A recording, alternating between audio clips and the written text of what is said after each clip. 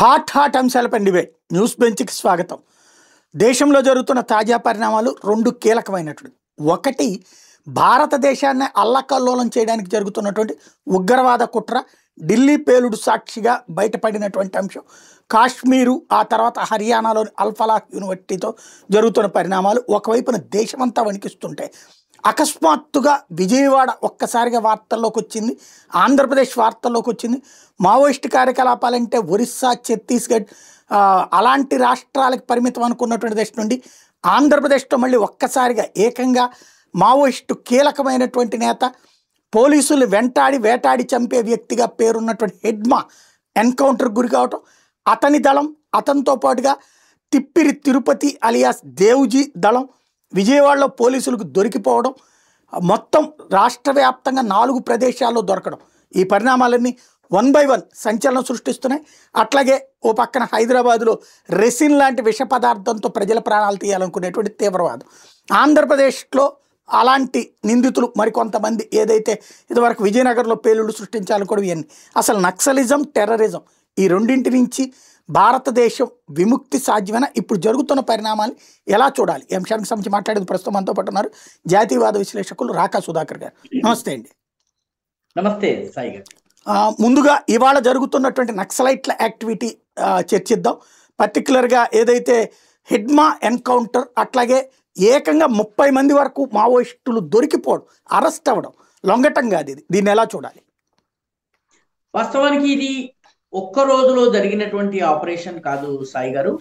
హఠాత్తుగా ఏదో తెల్లవారుజామున సూచన వచ్చి ఏదో డైరీ చదవగానే గంటల లోపల ఆ ఏరియాని ఐడెంటిఫై చేసి ఆ ఆటో నగర్ దగ్గర ఉన్నటువంటి ఆ బిల్డింగ్ ని ఐడెంటిఫై చేయటము, ఇవన్నీ కూడా చూస్తుంటే దీని వెనుక చాలా పకడ్బందీ నిఘా, తర్వాత చక్కటి పటిష్టమైనటువంటి ప్లానింగ్ తో ఈ నాయకులందరినీ అరెస్ట్ చేయటము జరిగినట్టుగా కనిపిస్తోంది. ఒక్క విషయం సాయి గారు, వాస్తవానికి ఒక హిందీలో ఒక సామెత ఉంది, అదేంటంటే గీదడ్కి జబ్ మౌత్ ఆతీ హై. గీదడ్ అంటే నక్క. నక్కకి చావు వచ్చినప్పుడు అది ఏం చేస్తుంది? గీదడ్కి జబ్ మౌత్ ఆతీ హై తో షహర్ కి తరఫ్ భాగ్తీ హై. అది పట్టణం వైపు పరిగెత్తుకొస్తుంది. నక్కకి మరణం వచ్చినప్పుడు పట్నం వైపు పరిగెత్తుకొస్తుంది అని హిందీలో సామెత.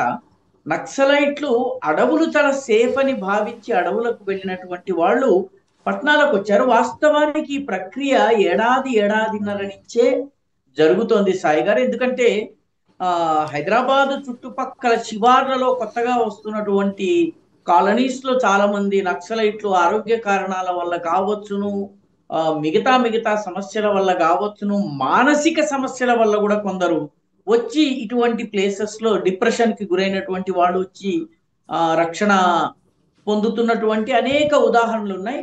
సో ఇది వీటన్నిటిపైన ఖచ్చితమైనటువంటి నిఘా ఉండే ఉంటుంది.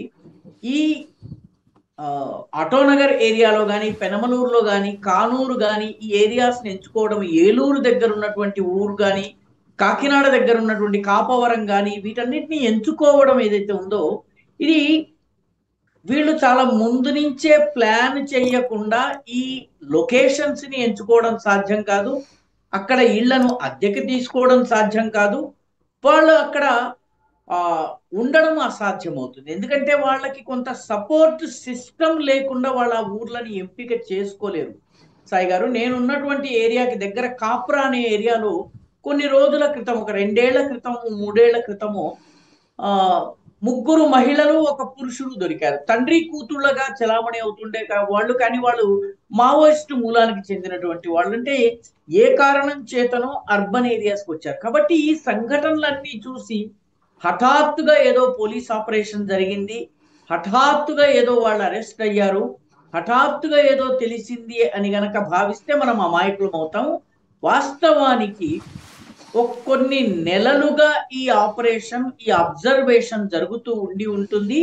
వీళ్ళందరూ ఈ రకంగా వాళ్ళు రకరకాల చోట్ల వీళ్ళు చేరడము జరిగి ఉంటుంది. దాన్ని వీళ్ళు ట్రాక్ చేస్తూ ఉంటుంటారు. ఇంటెలిజెన్స్ సంస్థలకు చెందినటువంటి వాళ్ళు, అదేవిధంగా యాంటీ నక్సల్ ఆపరేషన్స్ లో ఉన్నటువంటి వాళ్ళు ఇదంతా ట్రాక్ చేస్తూ ఉంటుంటారు.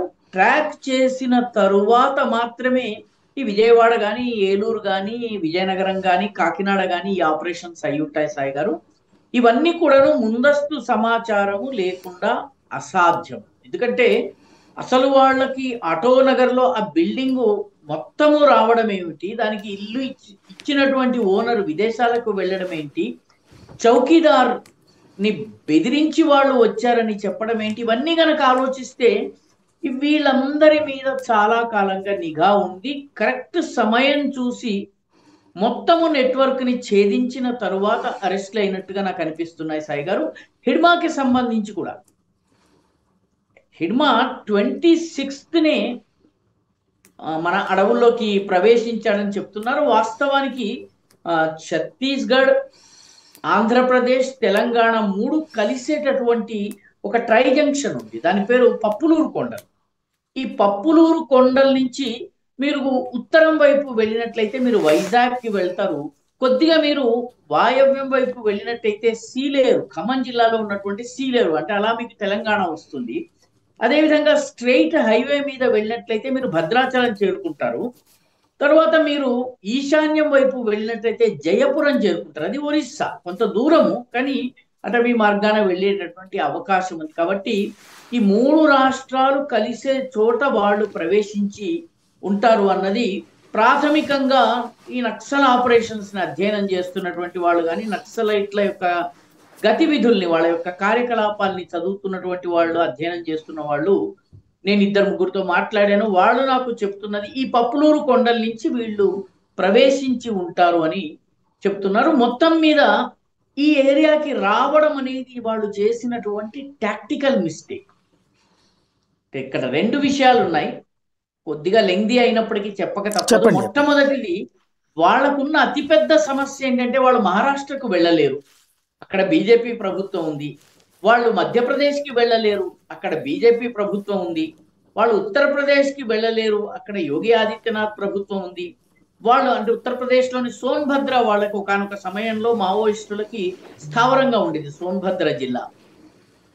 పోనీ వాళ్ళు ఇటు బీహార్కి వెళ్దామంటే బీహార్లో నితీష్ కుమార్ ప్రభుత్వం ఉంది, ఒడిస్సాలో బీజేపీ ప్రభుత్వం ఉంది. కాబట్టి వాళ్ళకి తెలంగాణలో వచ్చినట్లయితే ఆల్రెడీ గ్రేహౌండ్స్ ఆపరేషన్స్ చాలా స్ట్రాంగ్ గా ఉన్నాయి. కాబట్టి బహుశా వాళ్ళు ఆంధ్రప్రదేశ్ అడవిలోకి తప్పనిసరి పరిస్థితుల్లో వచ్చారు. కానీ అది చాలా పెద్ద టాక్టికల్ మిస్టేక్, అంటే వ్యూహాత్మకమైనటువంటి ఎత్తుగడ పరమైనటువంటి తప్పిదంగా నాకు అనిపిస్తున్నది సాయి గారు. రైట్. అంటే సాధారణంగా వీళ్ళు సైలెంట్ జోన్, అంటే ఆంధ్రప్రదేశ్ వాస్తవంగా ఒకప్పుడైతే కనుక నల్లమల అడవులు, అటు పక్కన గోదావరి జిల్లాలో జనశక్తి వాళ్ళు, ఇటు మావోయిస్టులు, అటు ఉమ్మడిగా ఉన్నప్పుడు ఖమ్మంలో అయితే ప్రతిఘటన, ప్రజా ప్రతిఘటన, ఇట్లాంటి గ్రూపులు ఉండే, ఇవన్నీ కలిసి మావోయిస్టులు అయ్యారు. అయితే ఇప్పుడు గత కొన్నేళ్ల నుంచి చాలా పీస్ఫుల్గా అవుతుంది. విశాఖ ఏజెన్సీలో అసలు మావోయిస్టులు కనిపించి చాలా ఏళ్ళు అయిపోయింది. ఆ బలిమేల ఘటన తర్వాత బాగా శాంతం తేడా వచ్చేసింది. ఇంకోటి ఏదైతే పాడేరు దగ్గర ఎమ్మెల్యేని చంపిన తర్వాత నుంచి యాక్టివిటీ పూర్తిగా ఆగిపోయింది. ఇప్పుడు అకస్మాత్తుగా ఆ ఏరియాలో వీళ్ళు కనబడడంతో పాటు ఊళ్ళల్లో, అర్బన్ ఏరియాల్లో నక్సలైట్లు కనబడడం అన్నటువంటిదే ఇక్కడ పెద్ద చర్చనీయాంశం అవుతుంది. అవునండి, వీళ్ళు వాస్తవానికి అడవిలో ఉండలేనటువంటి పరిస్థితి వచ్చింది సాయి గారు, 2 కారణాల వల్ల. మొట్టమొదటిది, ఆపరేషన్ కగార్ చాలా ఎఫెక్టివ్ గా జరుగుతుంది. ఆపరేషన్ కగార్ ఏదో మామూలుగా ఇదివరకు జరిగినటువంటి మామూలు ఆపరేషన్ కాదు, సాధారణమైన ఆపరేషన్ కాదు, చాలా పకడ్బందీగా జరుగుతున్నటువంటి ఆపరేషన్ సాయి గారు. వాస్తవానికి ఆపరేషన్ కగార్ ఎలా జరుగుతోందో చదివినట్లయితే మనం ఆశ్చర్యపోతాం. 3000 2 వీలర్స్ ఇచ్చారండి భద్రతా దళాలకి, ఏవైతే యాక్షన్ టీమ్స్ ఏవైతే ఉన్నాయో పోలీసులకు సంబంధించిన సిఐఎస్ఎఫ్ వాళ్ళకి 3000 స్కూటర్లు ఈ దంతెవాడ, సుక్మా, బిజాపూర్, ఈ జగదల్పూర్ ఈ ప్రాంతాల్లో ఆపరేట్ చేసేందుకు 3000 స్కూటర్లు ఇచ్చారు. ఒక కారో లేకపోతే ఒక ట్రక్కులోనో వస్తే మందు పాత్ర పెట్టి పేల్చే అవకాశం ఉంటుంది. స్కూటర్ వల్ల వచ్చినట్లయితే మీకు అది సాధ్యం కాదు. పైగాను ఈ స్కూటర్లో వచ్చేటటువంటి వాళ్ళ దగ్గర నైట్ విజన్ డివైజెస్ అంటే రాత్రిపూట చూడగలిగేటటువంటి గాగుల్స్ ఉన్నాయి. అదేవిధంగా వీళ్ళ దగ్గర ఫాగ్ లోను కూడా చూడగలిగేటటువంటి, స్పష్టంగా చూడగలిగేటటువంటి ఎక్విప్మెంట్ ఉంది. వీటన్నిటిని మించి మీకు ఆశ్చర్యం కలుగుతుంది సాయి గారు, వీళ్ళు డీహైడ్రేట్ కాకుండా ఉండేందుకు, ఎందుకంటే అడవుల్లో ఆపరేషన్స్ చేసేప్పుడు నీటి లభ్యత ఉండదు, కాబట్టి వీళ్ళకి డీహైడ్రేట్ కాకుండా రీహైడ్రేట్ చేసేటటువంటి రకరకాల సొల్యూషన్స్ వీళ్ళకి ఇవ్వడం జరిగింది, ద్రావకాలు. ఆ ద్రావణాలని వీళ్ళు తాగుతున్నారు, నీళ్ళని తాగుతున్నారు, రకరకాల ఇవి ఉన్నాయి. వంట చేసుకోవడానికి కూడా మామూలుగా పాకెట్ లో పట్టేటటువంటి గ్యాస్ స్టవ్స్ తయారు చేయించారు, డిజైన్ చేయించారు సాయి గారు. ఇవి హర్యానాలో డిజైన్ చేయించారు. హర్యానాలో డిజైన్ చేయించి వాటిని పెద్ద ఎత్తున ఆర్డర్ చేసి ఛత్తీస్గఢ్కి తీసుకొచ్చారు. అంటే మీ జేబులో మీరు ఆ గ్యాస్ స్టవ్ ను పెట్టుకుని వెళ్ళవచ్చును. మీరు ఎక్కడో ఒక చోట అడవిలో ఒక మాటు వేసి ఉన్నటువంటి చోట దాన్ని వెలిగించుకోవచ్చు. వెలిగించుకుంటే కట్టెల పొయ్యి అయితే పొగ వస్తుంది, పొగ ఉంటే మీరు ఎక్కడున్నారో ఆచూకీ తెలుస్తుంది. గ్యాస్ అయితే తెలియదు. 2 minutes నూడిల్స్ చేసుకోవడానికి వీలుగా ఆ గ్యాస్ సిలిండర్స్ ఇవ్వడము, గ్యాస్ స్టవ్లు ఇవ్వడము, అవి పాకెట్లో పెట్టుకుని వీళ్ళు వెళ్ళగలరు. కాబట్టి మొబిలిటీ పెరిగింది, ఆపరేషనల్ మేనువరబిలిటీ పెరిగింది, వాళ్ళ దగ్గర ఎక్విప్మెంట్ పెరిగింది, పైగా డ్రోన్లు మిగతా పద్ధతుల ద్వారా సమాచారాన్ని సేకరించడం జరిగింది. దీంతో ఈరోజు ఛత్తీస్గఢ్లో ఉండడం అనేది ఇబ్బందికరం. కాబట్టి ఏడాదిన్నర నుంచే మావోయిస్టులు వాస్తవానికి బయటకి రావడం ప్రారంభించారు. ఆరోగ్య కారణాల వల్ల సరెండర్ అయ్యే వాళ్ళు సరెండర్ అయ్యారు. మరికొందరు వచ్చి తమ బంధువుల దగ్గర ఉంటున్నారు. కొందరు రకరకాలుగా ఈ రకంగా, ముఖ్యంగా ఛత్తీస్గఢ్, ఈ జార్ఖండ్, బీహార్ నుంచి దినసరి కూలీలు వస్తారు కాబట్టి ఆ రూపంలో వచ్చి ఉన్నారు. చాలా ముఖ్యమైనటువంటి నాయకులు చాలా మంది ఆల్రెడీ సేఫర్ జోన్స్కి వచ్చారు. ముఖ్యంగా కర్రెగుట్ట ఆపరేషన్ తరువాత ఆశించిన స్థాయిలో మనకి దొరకవలసినటువంటి వాళ్ళు దొరకలేదు. దాని అర్థం ఏంటి? They are no longer in Chhattisgarh. కాబట్టి ఈ పట్టణాలకు రావడము, పెద్ద పెద్ద పట్టణాలు కాకుండా సబర్బన్ ఏరియాస్, ఇప్పుడు నేను ఉంటున్నటువంటి ఏరియాకి దగ్గరగా ఉండేటటువంటి జవహర్ నగర్లో నక్సల్ కదలికలు ఉన్నాయని చెప్తారు. ఈవెన్ ఐఎస్ఐ కదలికలు కూడాను, అంటే ఇస్లామిక్ ఉగ్రవాద సంస్థల కదలికలు కూడా ఉన్నాయని చెప్తారు. ఆ మధ్య ఒక ఇస్లామిక్ ఉగ్రవాదిని పట్టుకోవడం జరిగింది.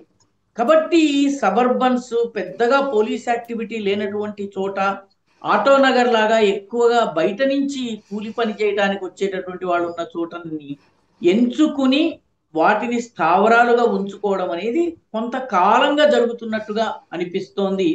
వీటిని పూర్తిగా వాచ్ చేసి సమాచారాన్ని సమన్వయంతో పంచుకోవడం ద్వారా ఈ ఆపరేషన్ ని నిర్వహించారు అని మనము చెప్పవచ్చు. ఎందుకంటే ఆక్టోపస్ టీములు పనిచేసాయి, వాస్తవానికి గ్రే హౌండ్స్ టీమ్స్ పనిచేయాలి.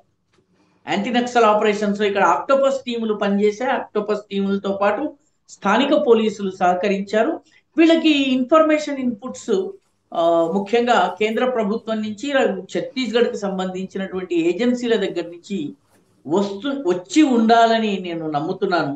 కాబట్టి వీళ్ళని పట్టుకోవడం సులువైంది. అంటే గతంలో లాగా పోలీసులు బలి పశువులు కావడానికి సిద్ధంగా లేరు. రెండవది, నక్సలైట్ల వీక్ పాయింట్స్ ని వీళ్ళు అధ్యయనం చేసి బాగా లోతైన వ్యూహంతో వీళ్ళు వెళ్తున్నారు. అందుకనే వీళ్ళు అటవీ ప్రాంతాలకు వెళ్ళలేని పరిస్థితి. ఈరోజు కోరాపుట్, మల్కన్గిరి ఈ ప్రాంతాల్లో కూడా వాళ్ళకి ప్రాపకం లేనటువంటి పరిస్థితి.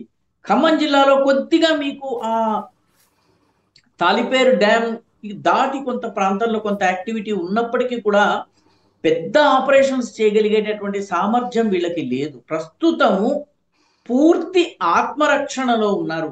ఇది మనము అర్థం చేసుకోవాలి. హిడ్మా కూడా వాస్తవానికి ఆంధ్రకి రాకూడదు, ఎందుకంటే ఆయన జీవితం అంతా ఆపరేషన్స్ ఛత్తీస్గఢ్లో చేశారు. చేసిన తరువాత కోయ కమ్యూనిటీ ఎక్కువగా ఉండేటటువంటి బగతా, కోయ, పొర్జా, పర్ధాన్ ఇటువంటి తెగలు ఎక్కువగా ఉండేటటువంటి ప్రాంతానికి ఆయన ఎంచుకోవడం, ఇది కూడా వ్యూహాత్మకంగా ఒక పెద్ద తప్పిదమని నా అభిప్రాయము.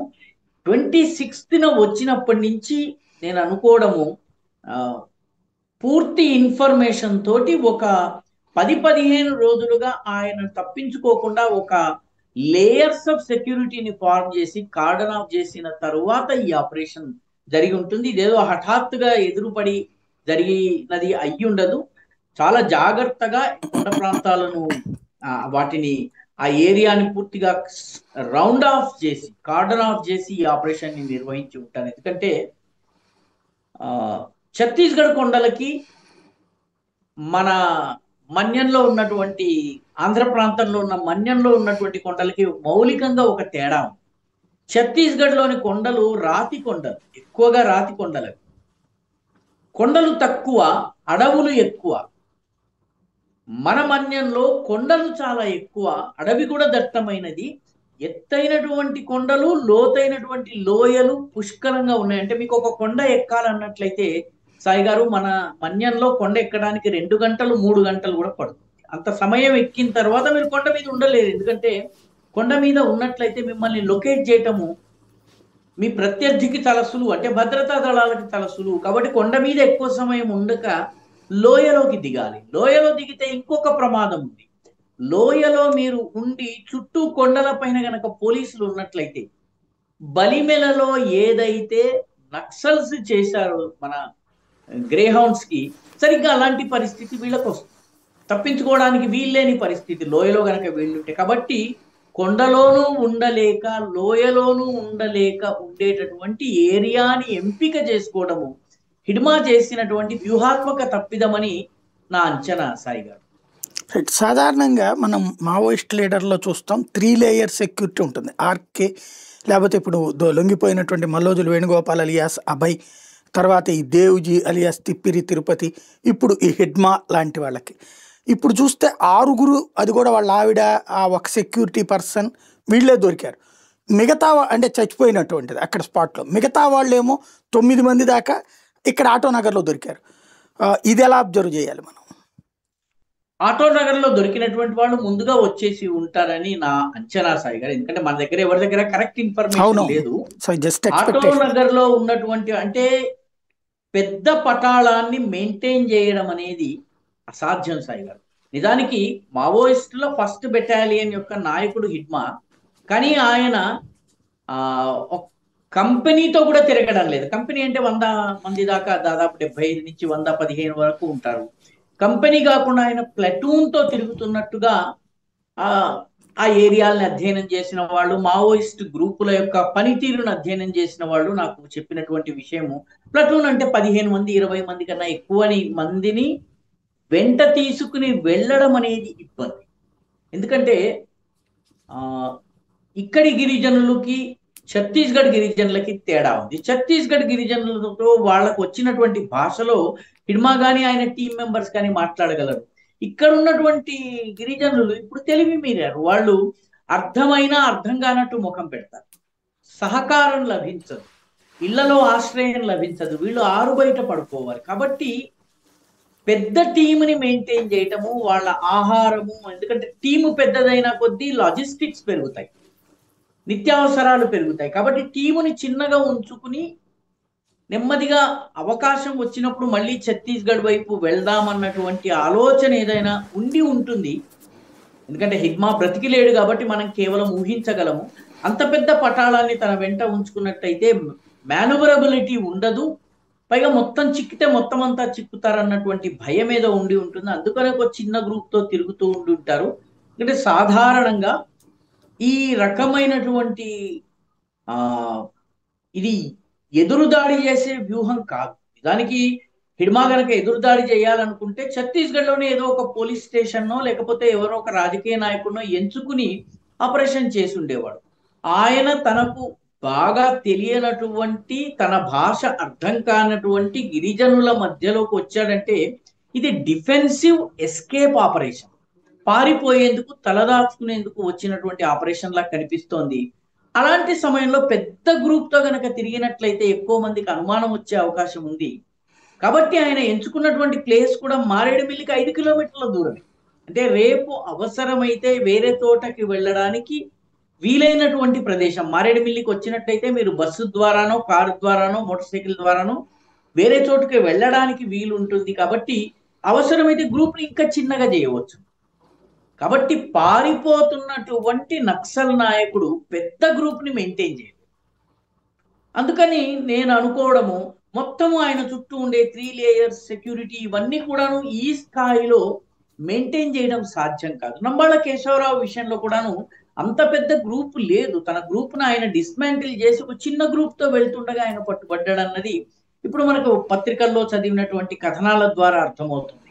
అంత పెద్ద నాయకుడే చాలా చిన్న గ్రూప్తో కదులుతున్నాడంటే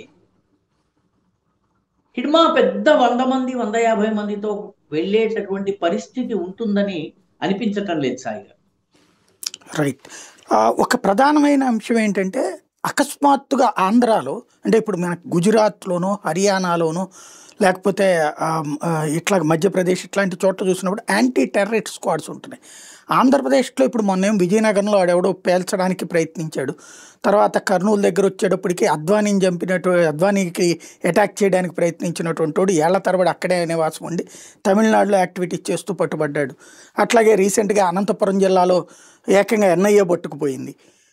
ఇటు టెర్రరిస్ట్ యాక్టివిటీస్, ఇప్పుడు మావోయిస్ట్ యాక్టివిటీస్, ఇవన్నీ షెల్టర్ జోన్ కోసం అని అనుకోవాలా, లేకపోతే కనుక ఇక్కడ యాక్టివిటీ ఉండదు, ఇక్కడ ఏ టెర్రరిస్ట్ స్క్వాడ్ ఉండదన్న ఉద్దేశంతో వీళ్ళు ఆంధ్రాని ఎంచుకుంటున్నారు అనుకోవాలా? వాస్తవానికి ఆంధ్రలో కలిసిపోవడం చాలా సులువు. ఎందుకంటే సాయి గారు ఇది ఈ రోజు నుంచి కాదు. 1995లో అద్వానీ మీద దాడి చేసినటువంటి కోయంబత్తూరులో దాడి జరిగింది. అద్వానీని టార్గెట్గా దాడి జరిగింది. 35 చోట్ల పేలుళ్లు జరిగినాయి సాయి గారు. అప్పుడు చాలా మంది చనిపోయారు. 12 చోట్ల పేలుడు జరిగింది, 35 మంది చనిపోయారు. సారీ, నా కొంచెం పొరపాటుగా చెప్పాను. ఈ 12 చోట్ల దాడి చేసినటువంటి ప్రధాన నిందితులు రాజమండ్రిలోని దానవాయిపేటలో అద్దె ఇంట్లో ఉండేవాళ్ళు సాయి గారు. ఇది నేను 95 విషయం చెప్తున్నాను. బట్టల వ్యాపారుల రూపంలో ఉండేవాళ్ళు. వాళ్ళు అక్కడ ఉన్నారన్నటువంటి సమాచారం ఉన్న తర్వాత వాళ్ళేనని కన్ఫర్మ్ చేసుకుని, ఎందుకంటే వాళ్ళు పాలు తీసుకోవడానికి కూడా మీరు పెట్టి వెళ్ళిన తర్వాత కొంచెం సేపటి తర్వాత తీసుకునేవాళ్ళు. న్యూస్ పేపర్ వేసే అబ్బాయి ద్వారా అసలు వాళ్ళేనని చెప్పి కన్ఫర్మ్ చేసుకోవడం జరిగింది. ఆ తర్వాత ఆపరేషన్ నిర్వహించడం జరిగింది. నిర్వహించిన తర్వాత అసలు కథ మీకు ఆశ్చర్యం కలిగించేది అక్కడ. కోయంబత్తూరు పేలుళ్ల నిందితులని రాజమండ్రి కోర్టులో ప్రొడ్యూస్ చేస్తే రాజమండ్రిలో ఉన్నటువంటి కొందరు వ్యక్తులు కోర్టులో నినాదాలు చేశారు వాళ్ళకి మద్దతుగా. వాళ్ళు కోయంబత్తూరు నుంచి రాలేదు, రాజమండ్రిలో. కాబట్టి ఆంధ్రప్రదేశ్లోని కొన్ని ఏరియాలలో స్థావరాలను ఏర్పాటు చేసుకోవడము, దాక్కోవడం చాలా సులువు సాయి గారు. ఈరోజు మనము ఈ ప్రొద్దుటూరు గురించి, మిగతా లేకపోతే ఇటువంటి వాటి గురించి మాట్లాడుతున్నాం, గుంటూరు గురించి మాట్లాడుతున్నాం. కానీ మీకు గుర్తుందో లేదో, ఉత్తరప్రదేశ్లోని ఆజంగఢ్లో ఉగ్రవాద కార్యకలాపాలకి పాల్పడ్డటువంటి ఒక యువకుడు మదనపల్లెలో తలదాచుకున్నాడు. 90స్లో మదనపల్లెలో తలదాచుకున్నప్పుడు అతన్ని 2000s వచ్చిన తరువాత మదనపల్లిలో తలదాచుకుంటే పెద్ద ఆపరేషన్ నిర్వహించి అతన్ని అరెస్ట్ చేయడం జరిగింది. కాబట్టి ఈ ఆంధ్రప్రదేశ్లో ఉన్నటువంటి చాలా విచిత్రమైనటువంటి పరిస్థితి ఏంటంటే, ఎవరు ఉగ్రవాది అన్నది చెప్పడం చాలా కష్టం. కాబట్టి ఇక్కడ దాక్కోవడం కూడా చాలా సులువు. ఉదాహరణకి ప్రొద్దుటూరులో జరిగింది, లేకపోతే గుంటూరు ఓల్డ్ సిటీ చాలా పెద్ద స్థావరము. నంద్యాలలో చాలా మంది ఈ విషయం దృష్టికి రాదు. నంద్యాలలో 2014 ఎన్నికల్లో ఎస్డిపిఐ పోటీ చేసి అసెంబ్లీకి పోటీ చేసి, నంద్యాల అసెంబ్లీకి పోటీ చేసి 6,000 ఓట్లను సంపాదించుకుంది సాయి గారు. అయితే అఫీషియల్ లెక్కల్లో ఇండిపెండెంట్ గా ఉంటాడు, కానీ ఆయన ఎస్డిపిఐ అభ్యర్థి. 2019లో 19కి ముందు 18లో బహుశా ఉప ఎన్నిక వచ్చింది నంద్యాలకు. నంద్యాల ఉప ఎన్నిక సమయంలో అప్పట్లో ఉన్నటువంటి పార్టీ ఈ ఎస్డిపిఐ అభ్యర్థితో ఒప్పందం చేసుకుని ఓటు వెయ్యకపోతే ఇంత ఇస్తామని చెప్పేసి వాళ్ళకి చెప్పడం కారణంగా ఆ 6,000 ఓట్లు పడవలసిన పార్టీకి పడలేదు. ఆ పార్టీ తరఫున అభ్యర్థి నిలబడలేదు. మొత్తం మీద అధికార పక్షం గెలిచేటటువంటి వాతావరణం వచ్చింది. ఇది చాలా నంద్యాల స్థాయిలో జరుగుతుంది. సాయి గారు మీకు గుర్తుండే ఉంటుంది, పిఎఫ్ఐ పైన నిషేధం విధించిన తరువాత మీకు చాలా చిన్న చిన్న పట్టణాలు, రాయలసీమలోని చిన్న చిన్న పట్టణాల్లో కోర్టుల్లో పనిచేసేటటువంటి గుమాస్తాలు మామూలుగా స్కూళ్ళల్లో ట్యూషన్లు చెప్పుకునేటటువంటి వ్యక్తులు చాలా మంది అరెస్ట్ అయ్యారు. పిఎఫ్ఐ కార్యకలాపాలు చాలా అరెస్ట్ అయ్యాయి. దురదృష్టవశాత్తు వీటికి సంబంధించినటువంటి డీటెయిల్స్ ని క్రోడీకరించి ఆ చూసేటటువంటి దృక్పథము జర్నలిస్టుల్లోనూ లేదు, ఆ రకమైనటువంటి విశ్లేషకుల్లోనూ లేదు. కానీ వాస్తవానికి పిఎఫ్ఐ యాక్టివిటీస్ ఆత్మకూరులో, కర్నూలు జిల్లా ఆత్మకూరులో చాలా ఎక్కువగా ఉన్నాయి. హిందూ ఏరియాలో మసీదు నిర్మాణం చేసే ప్రయత్నం జరిగినప్పుడు దాన్ని అడ్డుకునేందుకు వెళ్ళినటువంటి బీజేపీ నాయకుడు, అనుమతి లేనటువంటి చోట కడుతున్న కారణంగా అడ్డుకునేందుకు వెళ్ళినటువంటి ఆయన వాహనాన్ని దగ్ధం చేశారు. అప్పుడు ఉన్నటువంటి ప్రభుత్వము బీజేపీ నాయకుడిని జైల్లో పెట్టింది. ఆ ఏరియాలో పిఎఫ్ఐ యాక్టివిటీస్ చాలా ఎక్కువగా ఉన్నాయన్నది అప్పుడు అక్కడ స్థానికంగా ఉన్నటువంటి ఇంటెలిజెన్స్ వర్గాలు చెప్పినటువంటి మాట. కాబట్టి రాయలసీమలో కానీ కోస్తా జిల్లాల్లో ఉన్నటువంటి కొన్ని పట్టణాలు, కొన్ని గ్రామాలు కానీ ఉగ్రవాదులకు ఆశ్రయ స్థావరాలుగా ఉండడానికి చాలా అనుకూలంగా ఉన్నాయి సాయి. ఎందుకంటే ప్రజలలో కలిసిపోతారు, వాళ్ళు బయటకు వచ్చి తెలుసుకునే అవకాశం ఉండదు. ప్రొద్దుటూరులో బయటపడ్డ వాళ్ళు అద్వానీ పైన పేలుడుకి ప్రయత్నించి విఫలమైన అల్ ఉమా ఉగ్రవాదులు. కాబట్టి దాదాపు 3 దశాబ్దాలు 2 దశాబ్దాలుగా వాళ్ళు తప్పించుకోగలిగారు.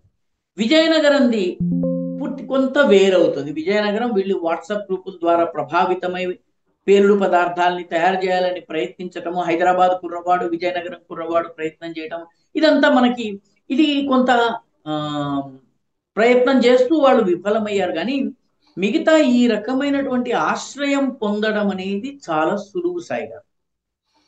అదేవిధంగా మీకు ఈ చిన్న చిన్న ఆటో నగర్స్, దాదాపు గుంటూరులో ఆటో నగర్ ఉంది, విజయవాడలో ఆటో నగర్ ఉంది, ఇట్లాంటి పెద్ద పెద్ద పట్టణాలన్నింటిలో ఉన్నటువంటి ఇండస్ట్రియల్ క్లస్టర్స్ లో చాలా పెద్ద ఎత్తున ఈ తరహా వ్యక్తులు వచ్చి, నక్సల్స్ వచ్చి తలదాచుకోవడానికి ఈరోజు వీలుంది. మీరు ఆంధ్ర ప్రాంతంలో ఈరోజు బంగారు పని చేస్తున్నటువంటి వాళ్ళందరూ బెంగాల్ మూలానికి చెందిన వాళ్ళు సాయి. వాళ్ళు ముస్లిములా హిందువులా అన్నది లెక్కించే పరిస్థితి లేదు. వాళ్ళు తాము హిందువులమని చెప్పే ఆధార్ కార్డులను చూపిస్తున్నారు. మేము ముర్షిదాబాద్కి చెందిన వాళ్ళము, దినాజ్పూర్కి చెందిన వాళ్ళము. అదేవిధంగా పొలం పనులు చేయడానికి ఇప్పుడు యూపీ బీహార్ వ్యక్తులు ఎక్కువగా వస్తున్నారు. యూపీ బీహార్ నుంచి వస్తున్న వాళ్ళు ఎవరు, వాళ్ళ మూలాలు ఏమిటి అన్నది, నేను నర్సపూర్ ఈ మధ్య వెళ్ళాను, పశ్చిమ గోదావరి జిల్లాలో. నర్సపూర్లో పొలం పనులు చేయడానికి, కోళ్ల ఫారములు మెయింటైన్ చేయడానికి, తోటలను మెయింటైన్ చేయడానికి బీహార్, యూపీ, జార్ఖండ్ నుంచి వచ్చిన వాళ్ళు వస్తున్నారు సాయిగా.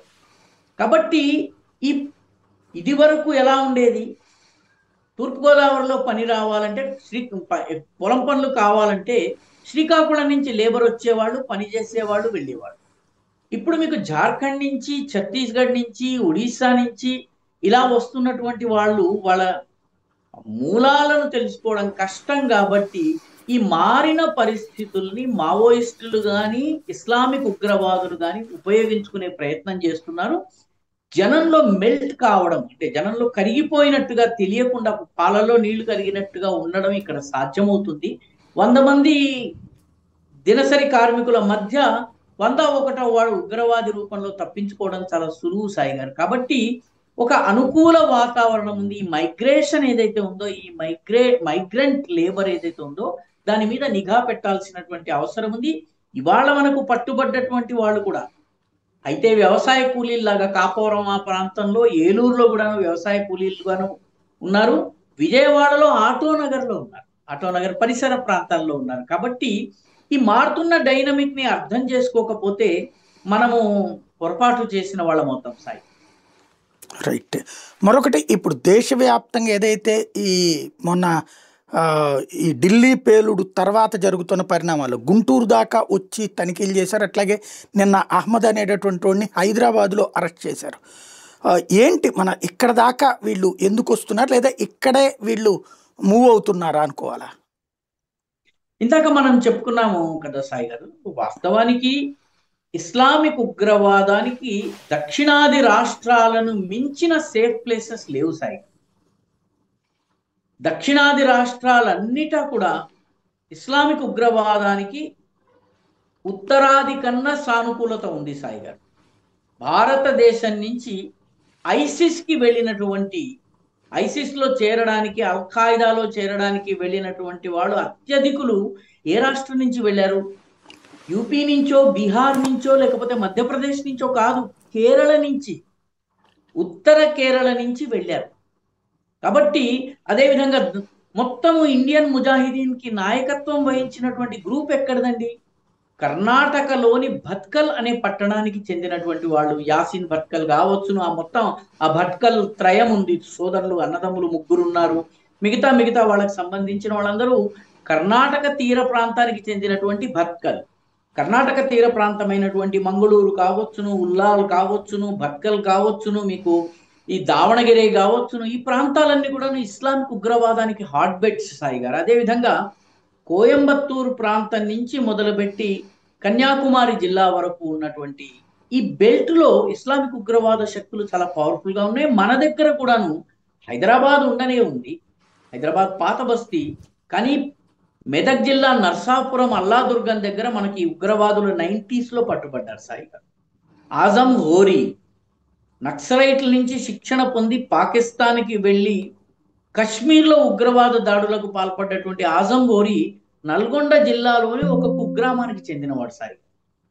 కాబట్టి మన దగ్గర ఉగ్రవాదం అనేది ఏదో కొన్ని ఉత్తరాదిలోని పట్టణాలకు పరిమితమైంది, లేకపోతే హైదరాబాద్లోని పాత బస్తీకి పరిమితమైంది అని భావిస్తే పొరపాటు అవుతుంది. చిన్న చిన్న గ్రామాలలో కూడా ఈరోజు ఉగ్రవాదులు తలదాచుకునేటటువంటి పరిస్థితి ఉంది, సానుకూలమైనటువంటి వాతావరణం ఉంది.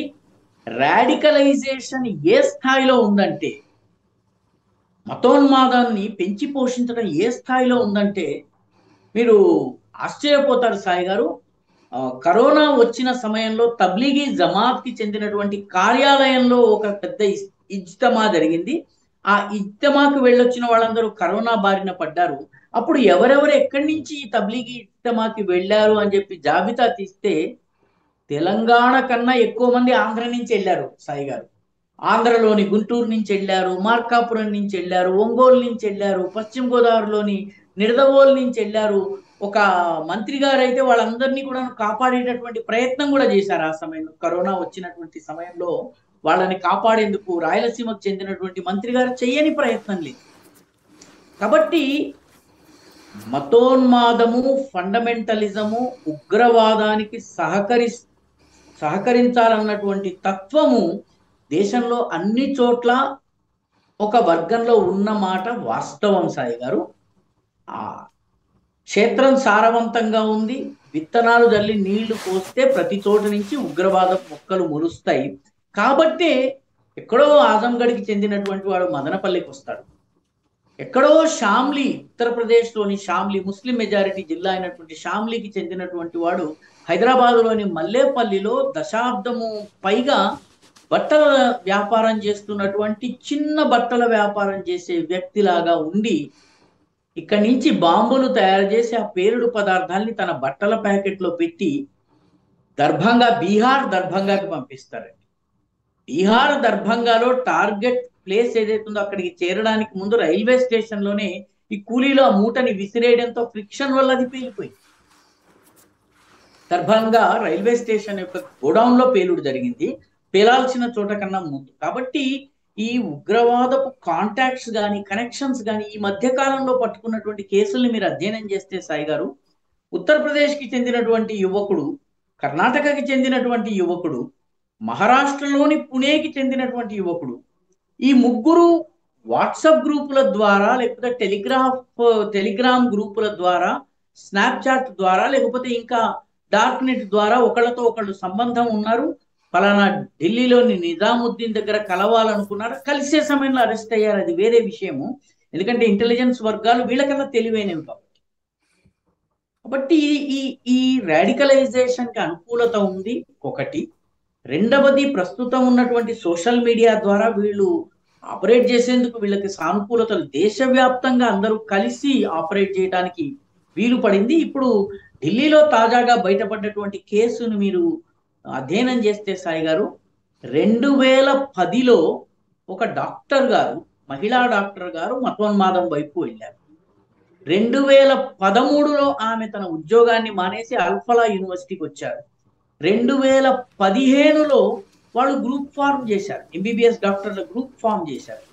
2021లో వాళ్ళు మొత్తం అంతా కూడాను దానికి కావలసినటువంటి ట్రైనింగ్ కోసము తుర్కియాకి వెళ్ళారు. తుర్కియాకి వెళ్ళి వచ్చిన తరువాత వాళ్ళందరూ కూడాను తమ తమ ఏరియాల్లో డాక్టర్లుగా పనిచేసుకుంటూ రకరకాల మాధ్యమాల ద్వారా, అంటే మనం వాళ్ళ ఆపరేషనల్ డీటెయిల్స్ అని చెప్పుకోని అవసరం లేదు, వాళ్ళు ఈమెయిల్స్, ఒకే ఈమెయిల్ ని అందరూ ఓపెన్ చేసేలాగా పెట్టుకున్నారు. పాస్వర్డ్ ఐడి అనేది అందరి దగ్గర కామన్ ఉంది. వీళ్ళు ఎవరు మెయిల్స్ పంపుకోరు, వీళ్ళు ఏం చేసినా కూడా డ్రాఫ్ట్స్ లో పెట్టుకుంటారు.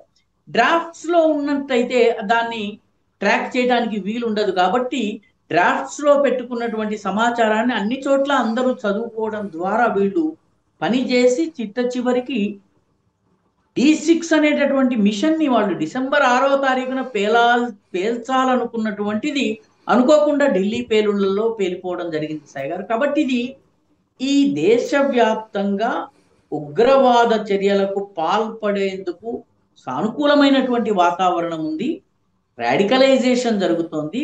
యువకులు ముఖ్యంగా చదువుకుంటున్న ఇంజనీరింగ్, డాక్టరు, లేకపోతే పోస్ట్ గ్రాడ్యుయేషన్ చేస్తున్నటువంటి కుర్రవాళ్ళు, సాఫ్ట్వేర్ లో ఉన్న కుర్రవాళ్ళు ఏం చూస్తున్నారు అన్నది తల్లిదండ్రులకు తెలియదు.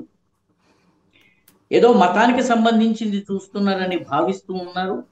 ఈ రకమైనటువంటి దీనివల్ల ఉగ్రవాద దాడులు చేయడానికి సానుకూలమైన పరిస్థితులు ఉన్నాయి అని వాళ్ళు నమ్ముతున్నారు. అందుకనే మీకు గుంటూరు ఏమిటి, మదనపల్లి ఏమిటి, మీకు రాయలసీమ ఏమిటి, అన్ని చోట్ల కూడాను మీకు లింకులు బయటపడుతున్నాయి సాయి గారు. ఇది గమనించాల్సినటువంటి విషయం. మన రాజకీయ నాయకులు వీటిని గుర్తించడానికి బదులు ఏ ప్రొద్దుటూరులో అయితే కోయంబత్తూరు ఉగ్రవాదులు 30 ఏళ్లుగా తలదాచుకున్నారో అక్కడ టిప్పు సుల్తాన్ విగ్రహం పెట్టడానికి ముందుకెళ్ళాడు మన రాజకీయ నాయకుడు ఒకడు. ఎంత దురదృష్టకరం సాయి గారు. కాబట్టి మనము ఈ ప్రమాదం యొక్క స్వరూపాన్ని అర్థం చేసుకోవడంలో రాజకీయ నాయకులు విఫలమవుతున్నారు. ఇక్కడ ఉన్నటువంటి విశ్లేషకులు, విజ్ఞులు విఫలమవుతున్నారు. మనము ఉగ్రవాదికి మనము సానుకూలమైనటువంటి వాతావరణాన్ని కల్పిస్తున్నాం సాయి గారు. రైట్. ఫైనల్గా ఒకటి చెప్పండి, ఈవేళ ఇప్పుడు నక్సలైట్లు ఈ మధ్యన మల్లోజుల వేణుగోపాల్ ఇట్లాంటి వాళ్ళకి సంబంధించి తెలంగాణలో లొంగిపోయే కార్యక్రమాలు కొన్ని ఏర్పాటు చేశారు. అంటే నక్సలిజం పట్ల ఫేవరబుల్ స్టేట్మెంట్లు కూడా రేవంత్ రెడ్డి లాంటి వాళ్ళు ఇచ్చుకొచ్చారు. వీళ్ళు ఏమన్నా ఇటు నుంచి అటు వెళ్ళడానికి ఏమన్నా ప్లాన్ చేసుకున్నారు అనుకోవచ్చు. ఎందుకంటే ఛత్తీస్గఢ్లో డిప్యూటీ సీఎం వెళ్ళి హెడ్మా వాళ్ళ అమ్మని కలిశాడు మొన్ననే. ఆమె కూడా అప్పుడు స్టేట్మెంట్ ఇచ్చింది, నువ్వు లొంగిపోనాయన లేకపోతే నేనే వచ్చి నేను కలుస్తాను అని చెప్పి. ఆ తర్వాత జరిగిన పరిణామాల్లో ఇటు ఏమన్నా రావడానికి, ఎందుకంటే ఆంధ్రాలో అయితే ప్రాబ్లం అని అటు రావడానికి ప్రయత్నిస్తుండగా ఇట్లా జరిగింది అనుకోవాలా? సరెండర్ కనుక ఎవరైనా చేస్తే అన్ని రాష్ట్రాలు కూడాను చాలా ఫేవరబుల్, చాలా సానుకూలమైనటువంటి పాలసీని పెట్టాయి సాయి గారు. వాస్తవం సరెండర్ కనుక చేస్తే అన్ని రాష్ట్రాలు, అది మహారాష్ట్ర కావచ్చును. నిజానికి మల్లోజుల వేణుగోపాల్ గడ్చిరౌలికి ఏరియాకి వెళ్ళి అక్కడ మహారాష్ట్రలో ఆయన సరెండర్ అయ్యాడు. కాబట్టి సరెండర్ వరకు వచ్చేటప్పటికి ఆసన్న కకెలపల్లి రవీంద్రరావుకు సంబంధించిందంతా కూడా వాళ్ళు ఛత్తీస్గఢ్లో సరెండర్ అయ్యారు. అయితే ఈ సరెండర్లో తెలంగాణ పాలసీకి ఛత్తీస్గఢ్ బీజేపీ పాలిత రాష్ట్రాలకి మధ్య ఒక మౌలికమైన తేడా ఉంది సాయి. తెలంగాణలో మీరు సరెండర్ అయిన మరుక్షణము మీకు మీ రివార్డ్ ఎంతైతే ఉందో, మీ తల మీద ఎంతైతే వెల ఉందో ఆ అమౌంట్ చేతికి ఇచ్చేస్తున్నారు, చెక్ రూపంలో మీ చేతికి ఇచ్చేస్తున్నారు. ఆ తరువాత ఆ డబ్బుని ఎన్కాష్ చేసుకోవడంలో సహకరిస్తున్నారు. నో క్వశ్చన్స్ ఆస్క్డ్, ఎటువంటి ప్రశ్నలు అడగడం లేదు. ఛత్తీస్గఢ్లో కానీ, లేకపోతే ఒడిశాలో కానీ, మహారాష్ట్రలో కానీ ఏం చేస్తున్నారంటే సరెండర్ కాగానే వాళ్ళ స్థాయిని బట్టి 25,000 నుంచి 50,000 రూపాయలు ముందు చేతికిచ్చి ఆ తరువాత వాళ్ళకి విడతల వారీగా వాళ్ళకి ఇవ్వవలసినటువంటి డబ్బులు ఇస్తున్నారు. వాళ్ళని అబ్జర్వ్ చేసి ఇవ్వడం జరుగుతోంది. అంత మటుకు వాళ్ళని డిస్ట్రిక్ట్ రిజర్వ్ గార్డుల యొక్క రక్షణలో ఉంచాలని చెప్పి ఆ రాష్ట్ర ప్రభుత్వాలు నిర్ణయించాయి. డిస్ట్రిక్ట్ రిజర్వ్ గార్డ్స్ అంటే సరెండర్ తోటి తయారు చేసినటువంటి ఒక సాయుధ గ్రూప్, అది ప్రభుత్వానికి చెందినటువంటి గ్రూప్. వాళ్ళు ప్రభుత్వ ఉద్యోగులు, వాళ్ళ అధీనంలో వాళ్ళ రక్షణలో ఉంటారు. కాబట్టి మీరు వెపన్ సరెండర్ చేయటం ఛత్తీస్గఢ్, మహారాష్ట్ర, ఒరిస్సాలలో కంపల్సరీ. తెలంగాణలో సరెండర్ అవుతున్నటువంటి వాళ్ళు వెపన్స్ ని పార్టీకి అప్పజెప్పి ఖాళీ చేతులతో వస్తున్నారు. ఈ మౌలికమైనటువంటి తేడా ఉంది తెలంగాణ సరెండర్ కి కానీ మిగతా బీజేపీ పాలిత రాష్ట్రాల సరెండర్ విధానంలో ఉన్నటువంటి తేడా వల్ల ఆ తెలంగాణలో ఉన్నటువంటి రాజకీయ నాయకులతో లేకపోతే స్వచ్ఛంద సంస్థల సహకారంతో సరెండర్ కావడం అనేది చాలా సులువు. వాళ్ళకి ఆంధ్రకు వచ్చి ఆంధ్ర నుంచి తెలంగాణకు వెళ్ళవలసినటువంటి అవసరము వాస్తవానికి లేదు సాయి. అంటే నిజంగా సరెండర్ కావాలనుకున్న వాళ్ళు నేరుగా తెలంగాణకు వెళ్ళవచ్చు. సరిహద్దు ప్రాంతాల్లో ఉండేటటువంటి రాజకీయ నాయకుల ద్వారా ఇటీవలి కాలంలో సరెండర్ అయిన వాళ్ళందరూ కూడాను రాజకీయ నాయకుల ద్వారా పోలీసుల ద్వారా ముఖ్యమంత్రితో మాట్లాడారని నేను అంటలేదు, కానీ ప్రభుత్వంతో మాట్లాడి సరెండర్ అవుతున్నారు. కాబట్టి సరెండర్ కావడానికి తెలంగాణలో అనేక అవెన్యూస్, అనేక మార్గాలు ఉన్నాయి. వాస్తవానికి బిజాపూర్, దంతెవాడ ఈ ప్రాంతాలు ఖమ్మం జిల్లాతోటి వాటి సరిహద్దు ఉంటుంది కాబట్టి ఇటు రావడం చాలా సులువు. వాళ్ళ గ్రామాలలో వాళ్ళకి పరిచయాలు ఉన్నాయి. వాళ్ళని సరెండర్ చేయడానికి కానీ మిగతా అన్ని ఏర్పాట్లు చేయడానికి సులువుగా ఉంది. ఆంధ్రకు వచ్చి ఆంధ్ర నుంచి తెలంగాణకి వెళ్ళాలి, దీనికోసము ఇలాగా బిల్డింగుల్ని చౌకీదారులని కొట్టేసేసో లేకపోతే విదేశాల్లో ఉన్న యజమానికి తెలుసో తెలియకో అద్దెకి తీసుకోవలసిన అవసరం లేదు. నిజానికి ఇది కూడా టాక్టికల్ గా చాలా తప్పుడు వ్యూహం అని నా అంచనా. సరెండర్ గనక అవ్వాలనుకుంటే వాళ్ళ ఆంధ్రప్రదేశ్ ప్రభుత్వంతో మాట్లాడవచ్చును, రాజకీయ నాయకుల ద్వారా మాట్లాడించవచ్చును. తెలంగాణ విధానం చాలా సానుకూలంగా ఉంది. నక్సల్స్ ఆయుధాలని వదిలేసి ఖాళీ చేతులతో రావచ్చు, సరెండర్ కావచ్చు, ఫుల్ అమౌంట్ పే చేస్తారు, మీకు కొంత సానుకూలతలు ఉన్నాయి. కాబట్టి ఇక్కడికి రావడం కోసం, తెలంగాణకి రావడం కోసం ఆంధ్ర ద్వారా రావాల్సినటువంటి అవసరం లేదని నాకు అనిపిస్తోంది Sai. Right, thank you very much అండి, మంచి ఇన్ఫర్మేషన్ ఇచ్చినందుకు. ఇది పరిస్థితి. ఓవరాల్గా మావోయిస్టులకు ఒక పెద్ద ఎదురు దెబ్బ Hidma encounter. At the same time Hidma దళంతో పాటు దేవుజీ దళం కూడా దొరికిపోవడం. ఏకంగా 4 నగరాలలో దొరికినటువంటి ఈ నక్సలైట్ల కార్యకలాపాలు చూస్తుంటే సంథింగ్ ఏదో పెద్ద ప్రయత్నం జరిగింది. అదేంటన్నది పోలీసులు బయట పెట్టాల్సి ఉంది, చూడాల్సి ఉంది ఏం జరిగిందన్నది.